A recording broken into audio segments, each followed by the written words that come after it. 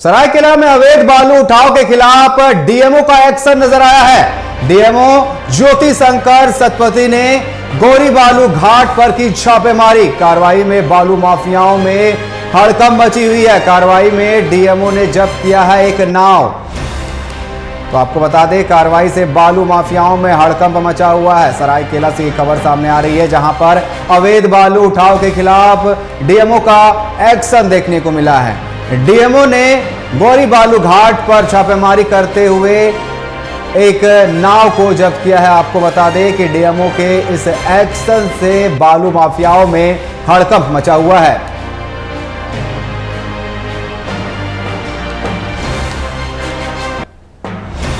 और इस पर अधिक बात करने के लिए सरायकेला से हमारे साथ संवाददाता अभिषेक मिश्रा हमारे साथ जुड़ चुके हैं। अभिषेक जी, अवैध बालू उठाव के खिलाफ डीएमओ का एक्शन देखने को मिला है। लगातार बालू तस्करी की खबरें सामने आते रहती है, लेकिन जिस तरीके से डीएमओ ने एक्शन लिया है, कहीं ना कहीं जो बालू माफिया हैं उनमें हड़कंप मचा हुआ है। क्या कुछ जानकारी है?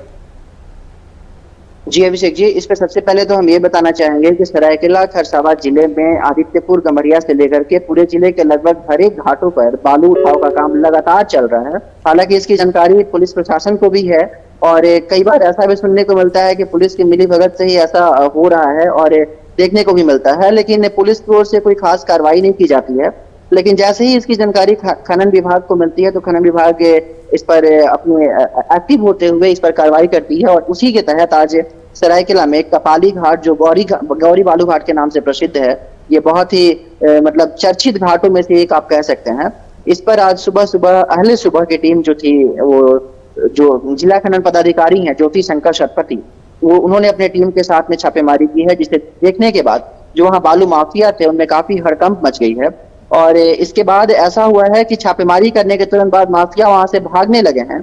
इस दौरान एक नाव को भी पकड़ा गया है, नाव को डिस्ट्रॉय भी करने की खबर मिली है हमें और इसके बाद उस पर कार्रवाई भी की जा रही है। इस कार्रवाई के दौरान वहां पर चांडिल सीओ, पॉल्यूशन विभाग, माइनिंग और कपाली थाना भी मुस्तैद रही।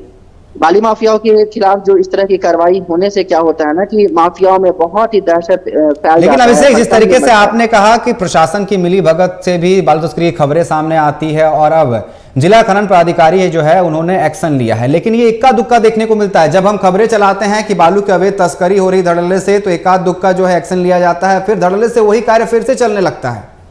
जी बिल्कुल, ऐसा ही कुछ होता है पूरे जिले में। और ये जब भी मामला थोड़ा सा हाईलाइट होता है ना, तो कुछ दिन के लिए इन सारी चीजों को बंद रखा जाता है, लेकिन जैसे ही मामले फिर से दबते हैं ना, तो वो अपने पुराने रवैये पर आ जाते हैं। और यहाँ पे खास तौर से स्कूटी और साइकिल पर बहुत सारे बालू को देखने मिलता है कि लोग बालू स्कूटी पर यहाँ पे लेके जाते हैं। और खबर ये भी है अभिषेक जी कि लोग ना पर स्कूटी 500 से लेकर के 1000 रुपए के रेट में थाने की मिलीभगत होती है। थाने के कुछ ऐसे थानेदार की बात नहीं कर रहे हैं, जो चाहे वो टाइगर मोबाइल हो या थाने का ड्राइवर हो या जो भी हो, जो निचले स्तर के अधिकारी हैं, वो पर स्कूटी पैसे लेते हैं और तब जाकर के उस पर चलने की। लेकिन अभिषेक, जिस तरीके से आप बता रहे हैं, निचले स्तर के जो अधिकारी होते हैं, कहीं ना कहीं ये जो पैसे लिए जाते हैं ऊपर तक पहुंचता है, तभी इसकी मंजूरी मिलती है। जी बिल्कुल, आपकी बातों से मैं पूरी सहमत हूँ और कहीं ना कहीं ये पैसे ऊपर तक जाते हैं, लेकिन ऊपर के लोग डायरेक्ट इसमें इन्वॉल्व नहीं होते हैं, बल्कि वो निचले स्तर के अधिकारियों से इस तरह के काम करवाते हैं। जी अभिषेक जी, बिल्कुल हम इस पर लगातार खबरें दिखाते रहेंगे और आवाज उठाते रहेंगे कि जो अवैध बालू की तस्करी धड़ल्ले से चल रही है उस पर रोक लगाया जा सके। फिलहाल आपका हमारे साथ जुड़ने के लिए और तमाम जानकारी देने के लिए आपका बहुत बहुत धन्यवाद।